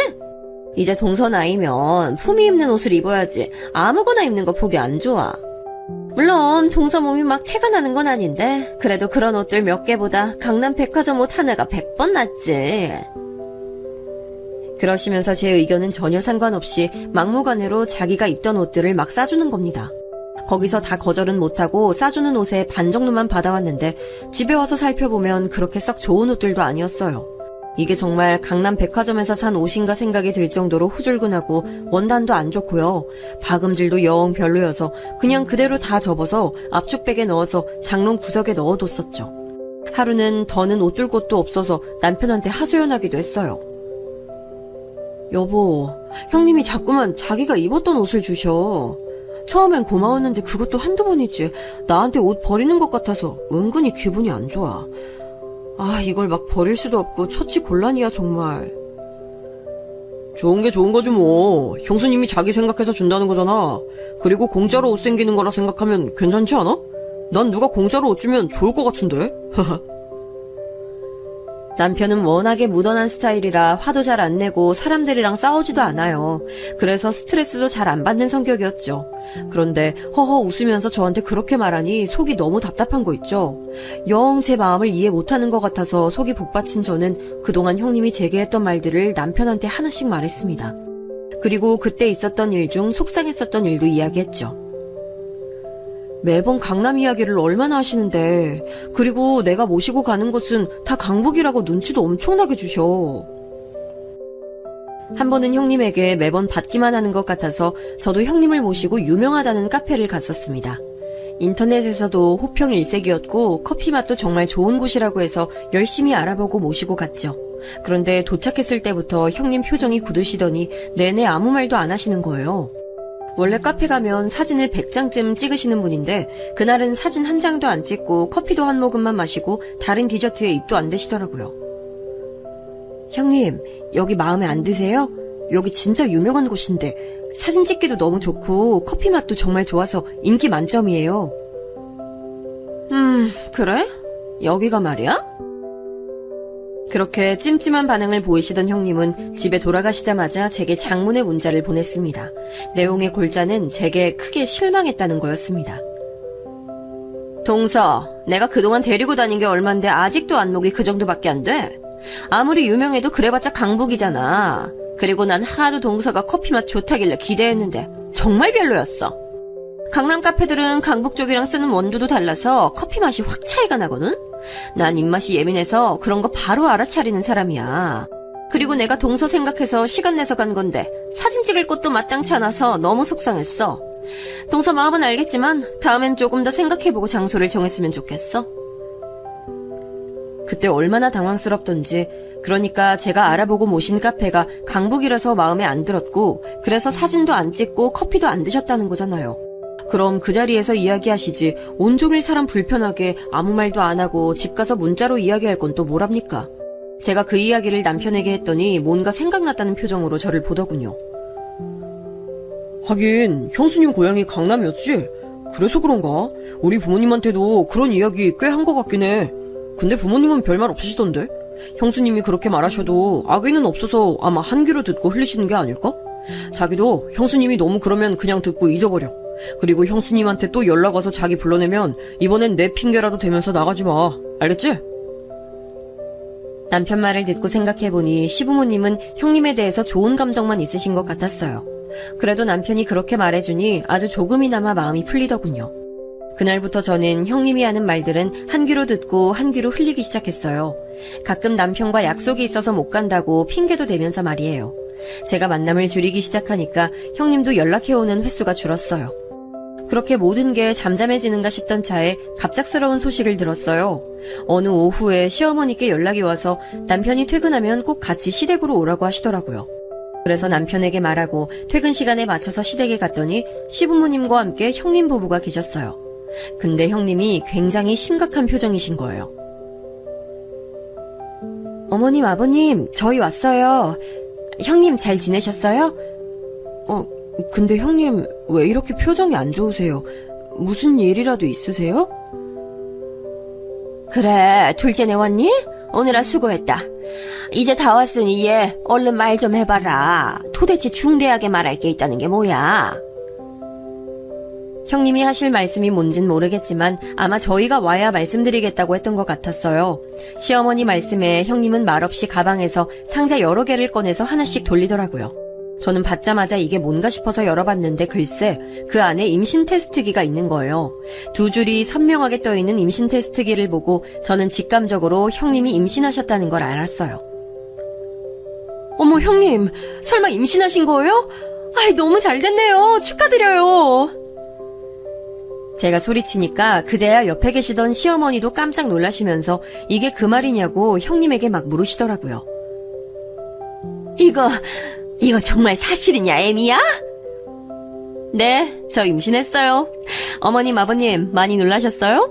동서도 깜짝 놀랐지? 형님이 막 웃으시면서 말씀하는데 저도 그때는 너무 기뻤어요. 형님 부부는 그동안 아기를 참 많이 원하셔서 공을 많이 들이셨는데 아기가 잘 안 찾아왔었거든요. 그래도 포기하지 않고 노력하신 결실을 보게 돼서 제 일도 아니었지만 얼마나 기뻤던지요. 그날 시부모님도 너무 기뻐하시고 난리가 났어요. 그 자리에서 시부모님이 형님에게 두둑하게 축하금까지 주셨어요.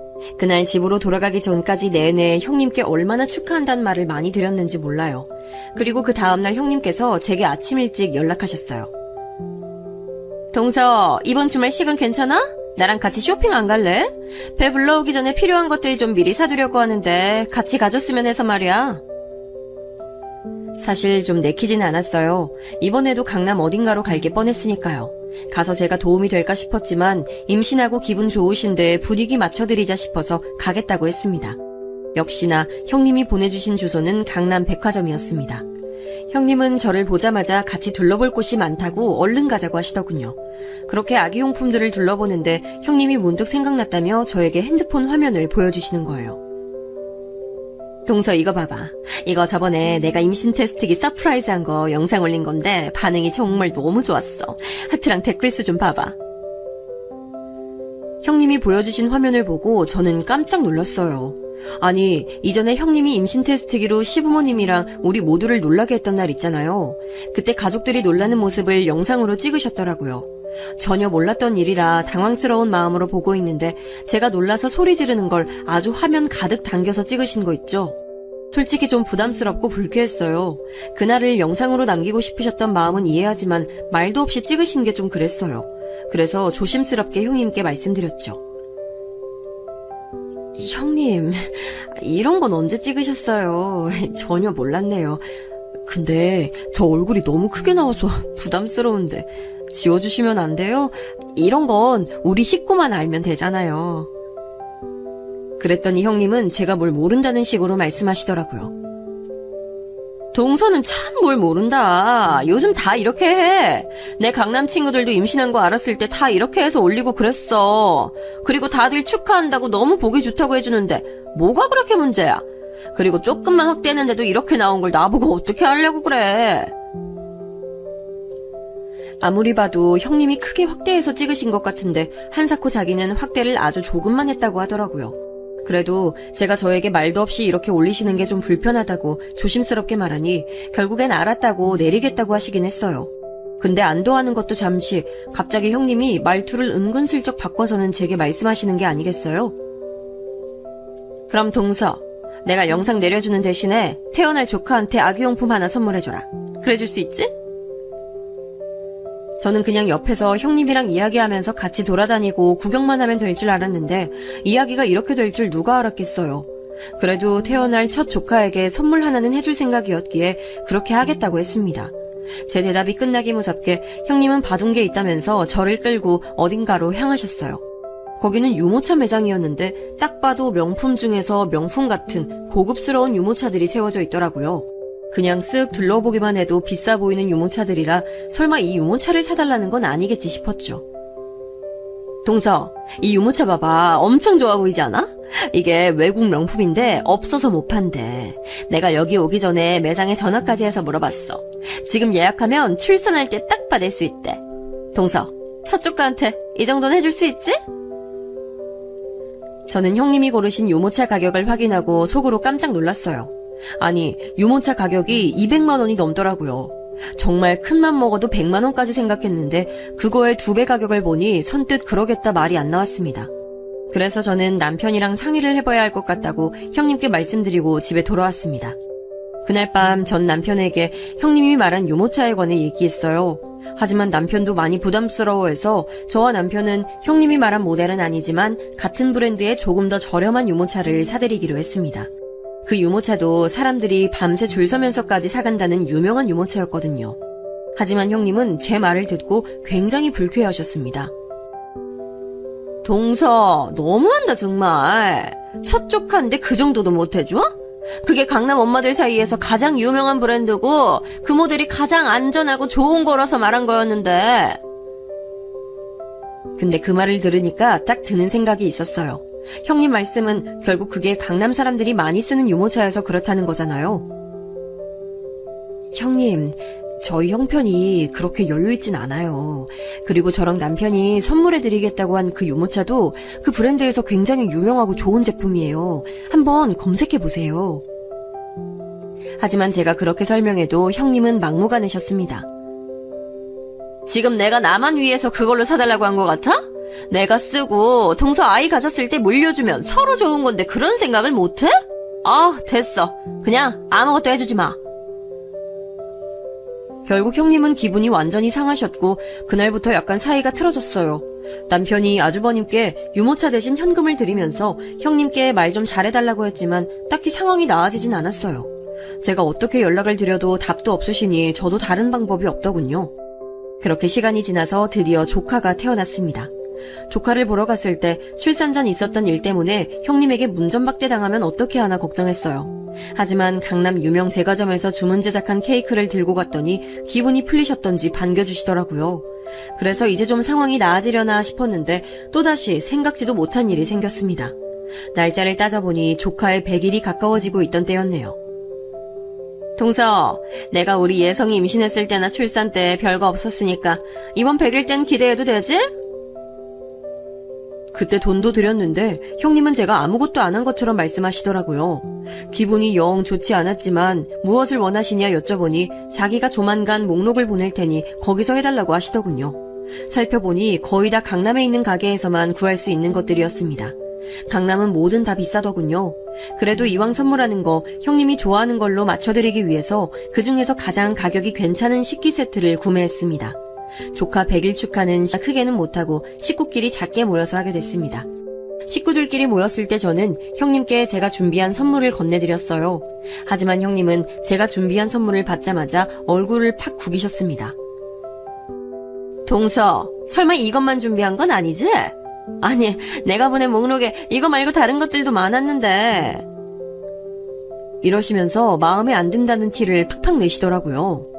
솔직히 제가 아무거나 막 사간 것도 아니고 보내주신 목록에서 산 건데 그걸 그렇게 말씀하시니까 너무 기분이 안 좋았어요. 항상 좋게 넘어가자 생각했지만 그날은 저도 좋지 않은 기분을 숨길 수가 없었어요.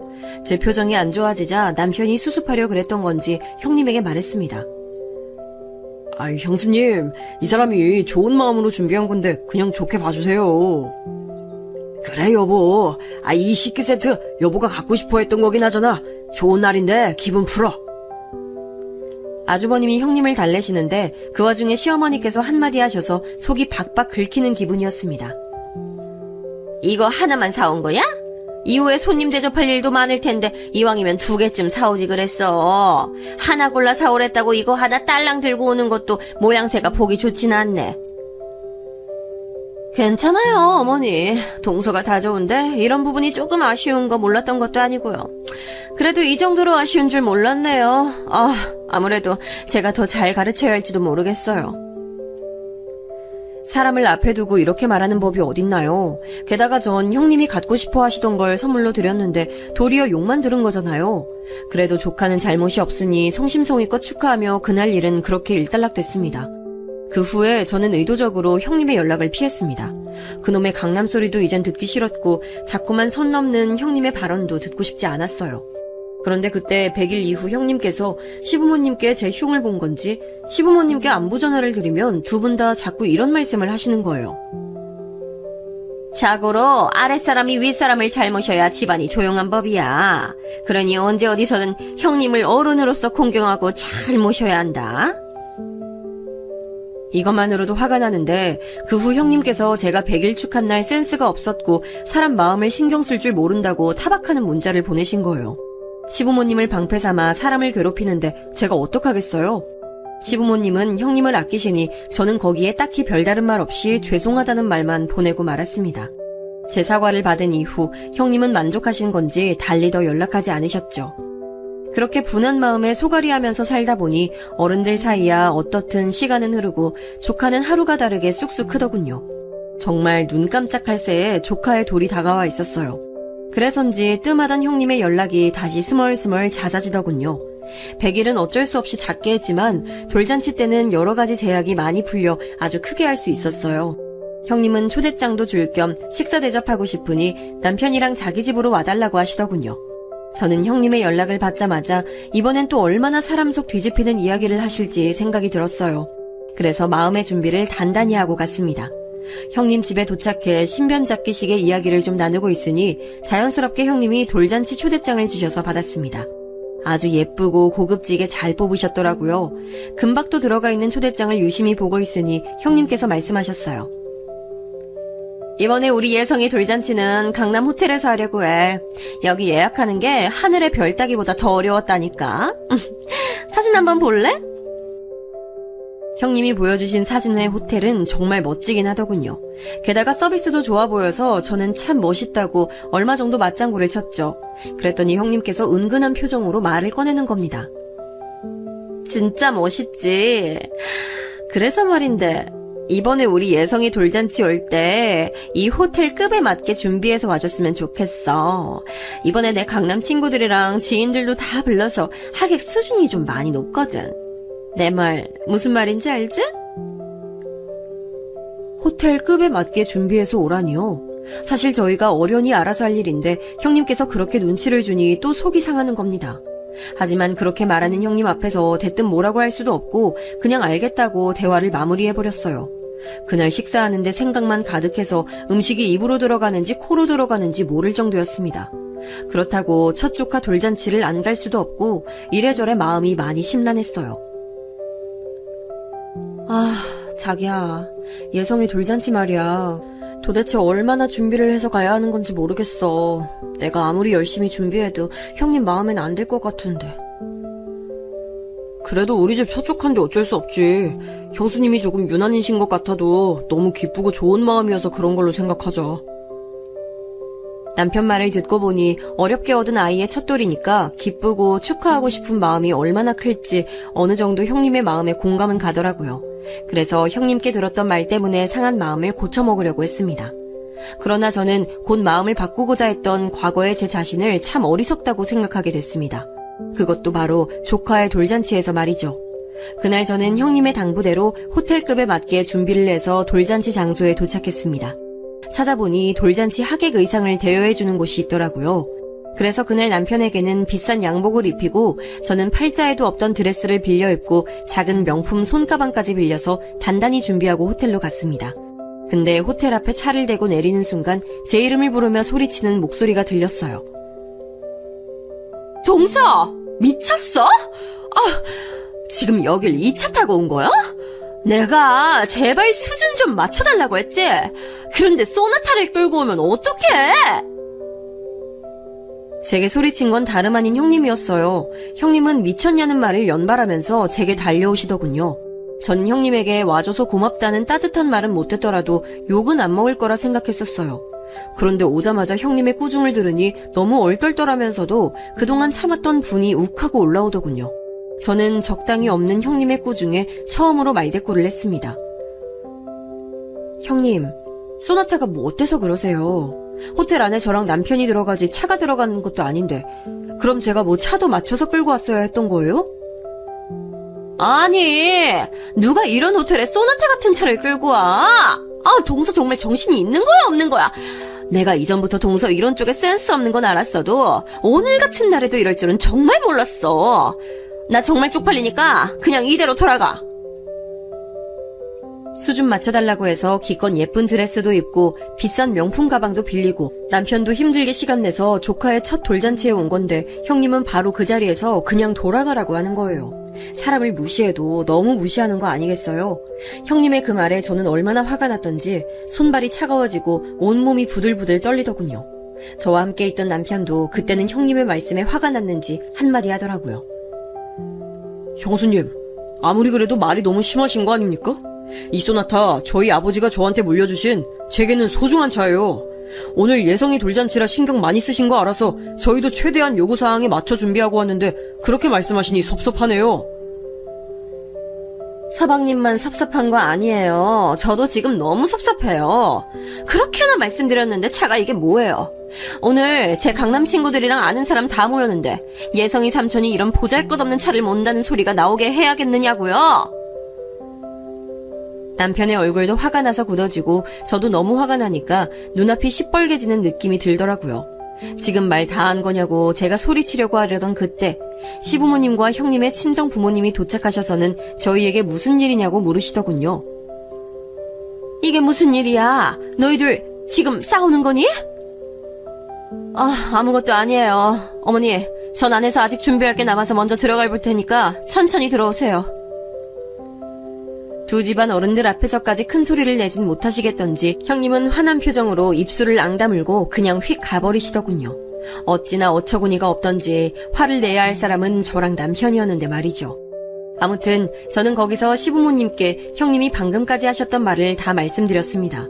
저나 남편을 욕하는 일은 도저히 참을 수가 없어서 말이에요. 그랬더니 이야기를 전부 들으신 어른들께서는 하나같이 표정이 굳어지거나 어두워지셨습니다. 그 중에서도 시아버지가 가장 어두워지셨죠. 이전에 남편이 말하길 소나타는 시아버지께서 아끼면서 타시던 차라 본인도 애착이 강하다고 했었거든요. 아무튼 입구에서 내내 서 있을 순 없었던지라 시아버지께서 상황을 정리하셨습니다. 네, 무슨 말인지는 알겠다. 그래도 오늘은 좋은 날이지 않니? 이왕 이렇게 식구들 모였는데 오늘 하루만 조금 더 참고 넘어갔으면 좋겠구나. 시아버지께서 하신 말씀을 들으니 마음이 더 안 좋더군요. 저보다 더 기분이 안 좋으실 텐데 하는 생각도 들었습니다. 시부모님이 형님과 조금 더 돈독하시긴 했지만 그래도 항상 제게 형님과 똑같이 잘 대해주시려고 노력하시는 편이었거든요. 그게 정말 감사했는데 이런 좋은 날에 형님이 시부모님의 마음마저 상하게 하시니 도저히 그냥 넘어갈 수 없었습니다. 전 독한 마음을 품고 돌잔치 시작 시간에 맞춰 호텔로 들어갔습니다. 내부는 외부보다 더 휘황찬란하더군요. 제가 남편과 지정된 자리에 앉으니 형님이 절 한번 째려보시더라고요. 저도 꿀릴 게 없어서 똑같이 째려봐주고 그 다음부터는 형님의 시선을 무시했습니다. 돌잔치는 순조롭게 진행됐어요. 모든 차례가 다 지나고 돌잔치 퀴즈 이벤트 차례가 왔을 때 저는 문득 거기서 뭐라도 하나 타가야 속이 시원하겠다고 생각이 들더라고요. 그래서 다시 없을 정도로 열성적으로 참여했죠. 덕분에 딱 퀴즈 하나를 맞춰서 경품을 받았습니다. 그런데 공교롭게도 받은 경품이 차량용 방향제인 거예요. 그때 전 그 순간이 마치 운명처럼 느껴졌습니다. 지금 이 순간이 아니면 형님의 저 오만한 콧대를 콱 눌러줄 기회가 없을 것 같더군요. 조용히 받을 마음이 없어진 저는 사회자가 경품을 받으러 나오라고 하자 당당하게 앞으로 나가 방향제를 받고 사회자에게 마이크를 달라고 했습니다. 사회자는 어리둥절해하면서도 제게 마이크를 넘기더라고요. 저는 웃는 낯으로 말했습니다. 어머, 이렇게 좋은 경품을 제가 받게 될 줄 몰랐어요. 근데 이게 우리 차에 어울릴지 잘 모르겠네요. 우리 차가 소나타여서 말이에요. 그러면서 슬쩍 형님 쪽을 바라보니 형님의 표정이 싸나워지는 게 보였습니다. 하지만 저는 아랑곳하지 않고 계속해서 말했죠. 제가 오늘 우리 차 조카 돌 축하해주러 올 때 소나타를 타고 왔더니 형님께서 그러시더라고요. 소나타가 쪽팔리시다고요. 시아버님이 아끼고 아끼시다가 물려주신 거라 아주 잘 타고 다니는 차였는데 말이에요. 여러분, 소나타 타면 쪽팔린 거예요? 저는 아닌 것 같은데 아까는 형님께서 글쎄 그냥 그대로 돌아가라고 하시더라고요. 그래도 그렇게 돌아갔으면 이런 비싼 방향제도 못 받을 뻔했지 뭐예요. 이 비싼 방향제도 형님께서 늘 수준 높다고 말씀하시는 강남 어디 가게에서 준비하신 거겠죠? 소나타 타고 왔다고 돌아가란 소리를 들었지만 그래도 역시 안 가길 잘했네요. 이왕 이렇게 받았으니 잘 쓸게요, 형님. 제가 최대한 얄밉게 말을 마치자 형님은 야! 소리를 지르시면서 벌떡 일어나시더군요. 그 큰 소리에 조카는 울음을 터뜨렸고요. 저는 픽 웃어버리곤 사회자에게 마이크를 넘겨줬어요. 사회자는 마이크를 받고는 무슨 상황인지 몰라 어버버 하더라고요. 하객들은 형님을 보면서 웅성거리고요. 저는 그대로 남편에게 걸어가서 일어나라고 했습니다. 자기야 일어나. 나 여기 더 있으면 속 터질 것 같으니까 얼른 집 돌아가자. 어머님, 아버님, 죄송하지만 저희 먼저 일어나 보겠습니다. 전 거기서 시부모님이 뭐라 한 소리 하실 줄 알았는데 의외로 순순히 가보라고 하시더군요. 그래서 저는 남편이랑 그대로 나와서 차를 타고 돌아가 버렸습니다. 바로 형님에게 전화가 왔지만 받지 않았고 핸드폰도 꺼버렸어요. 그리고 돌잔치 때문에 빼입은 옷이 아까워서 바로 집에 안 가고 남편과 같이 근처 레스토랑에서 근사하게 한 끼 잘 먹고 집에 돌아갔습니다. 그리고 느긋한 마음으로 집으로 돌아가 옷 갈아입고 있는데 갑자기 쾅쾅 하면서 누가 현관문을 두드리는 거예요. 남편이 누구냐고 문을 여니 형님이 미친 사람처럼 남편을 밀치고 들어오더군요. 뒤에서는 아주버님이 형님을 잡고 말리려고 하고 있고 또 빼꼼히 보니 시부모님의 형님의 친정 부모님까지 다 오셨더라고요. 형님이 한성격하는 건 알고 있었지만 이렇게까지 사람들까지 다 데리고 올 줄은 몰랐었습니다. 제가 놀란 표정으로 사람들을 보니 형님이 제게 소리치시는 거예요. 야, 너 미쳤어? 내가 어떻게 준비한 돌잔치인데 감히 네가 내 아들 돌잔치를 망쳐? 너 때문에 지금 무슨 난리가 났는 줄 알아? 네가 그렇게 개소리 짓거린 게 지금 영상으로 내 지인들 사이에 돌고 있다고. 넌 진짜 오늘 내가 가만 안 둬! 그렇게 말이 끝나는 순간 형님이 저한테 달려드셨고 제 머리채를 잡으시는 거예요. 불시에 공격당해서 놀랐지만 저도 가만히 당하고 있진 않았습니다. 그동안 형님한테 쌓인 게 적지 않았거든요. 그리고 저도 이판사판이라 생각했습니다. 그래서 저도 형님 머리채를 잡고 사정없이 흔들고 확 밀쳐버리면서 소리쳤습니다. 가만 안 두시면 어쩌실 건데요? 그럼 내 가족 무시당하는데 거기서 바보 천치처럼 가만히 있어야겠어요? 형님이야말로 뭐 얼마나 대단하시다고 맨날 강남 타령하시면서 저 무시하세요? 막말로 형님 고향이 강남이라 해도 지금은 강북에 사시면서. 제가 그동안 쌓인 걸 속 시원히 쏟아냈더니 형님은 더 화가 나셨는지 얼굴을 일그러뜨리고는 저한테 소리를 지르시면서 다시 달려드셨어요. 달려드는 형님의 힘을 못 이기고 제가 뒤로 넘어지자 가까이 있던 아주버님과 시아버지가 달려오셔서 형님을 제게서 떼어내셨습니다. 아무리 화가 난다고 해도 그렇지 이게 무슨 되먹지 못한 짓이야. 그리고 내 둘째 며느리한테 이야기 다 들었다. 고작 차 하나 가지고 사람 무시하고 얕보고. 첫째 네가 그런 아이인 줄은 꿈에도 몰랐다. 아주 실망이야. 아버님이 뭘 하신다고 그런 말을 하세요? 첫 조카 돌잔치에 끝마쳐 와달라는 게 그렇게 잘못이에요? 어떻게 다들 저한테 이럴 수가 있어요? 내가 동서한테 그동안 어떻게 해줬는데? 형님은 울면서 소리치시다가 몇 번 더 제게 달려들려고 악을 쓰셨어요. 하지만 아주버님과 남편이 말리는 바람에 더 이상 움직이지 못하셨죠. 아주버님과 남편에게 막힌 형님께선 분을 못 이겨 그 자리에 주저앉아서 바닥을 치면서 우시더군요. 아주버님은 형님이 예민해서 그렇다고 저희에게 사과하고 형님을 일으켜 세워서 데리고 나가셨습니다. 남편은 제가 형님께 맞은 상처를 살펴보면서 속이 상했는지 고소하네 만에 소리를 쳤습니다. 그랬더니 형님 친정 부모님께서도 맞고소한다 어쩐다 하시면서 언성을 높이시더라고요. 여러분들은 제가 잘못했다고 생각하시나요? 시부모님께는 좀 죄송했지만 저는 형님과 형님 친정 부모님들에겐 하나도 죄송한 마음이 없었습니다. 오히려 그동안 참았던 게 터지니 속이 다 시원하더군요. 결국 시부모님께서 형님의 친정 부모님을 달래고는 돌려보내셨습니다. 상황이 조금 진정되고 나서 저는 시부모님께 죄송하다고 말씀드렸습니다. 몰골이 좀 말이 아니었지만 그때는 몸 상태 신경 쓸 상태가 아니었긴 했어요. 어머님, 아버님, 좋은 날 이런 모습 보여드려서 죄송해요. 아니다. 오늘 첫째 며느리가 잘못하긴 했지.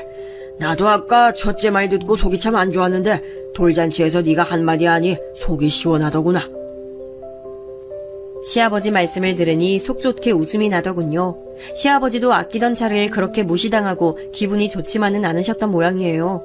그 후 저는 형님과 모든 연락이 끊겼습니다. 당연한 일이라 생각했어요. 시간이 좀 지난 후에 남편이 아주버님께 전해들은 말로는 형님 친구들이 형님에게 한 소리씩 했다고 하더라고요. 이전에도 그렇게 주변 사람들 무시하더니 요즘도 그러고 살고 있었냐고요. 그 이야기를 듣고 보니 아무래도 형님의 강남 타령은 형님의 자부심이 아니라 그냥 못된 성격이었던 것 같기도 해요. 이번에 저희 딸 돌잔치라 모든 식구가 다 모이기로 했지만 형님은 아마 안 오실 것 같아요. 물론 오시더라도 겁나진 않아요. 이젠 형님한테 맞춰드릴 저는 없으니까요. 그리고 사람을 사는 곳으로 차별 대우하는 사람은 하나도 무섭지 않고요. 저는 앞으로 형님과의 일을 반면교사 삼아 제 딸을 급으로 사람 차별하는 못된 인간으로 절대 키우지 않을 거예요. 여기까지 제 이야기 들어주신 분들께 감사드립니다. 모두 행복하세요.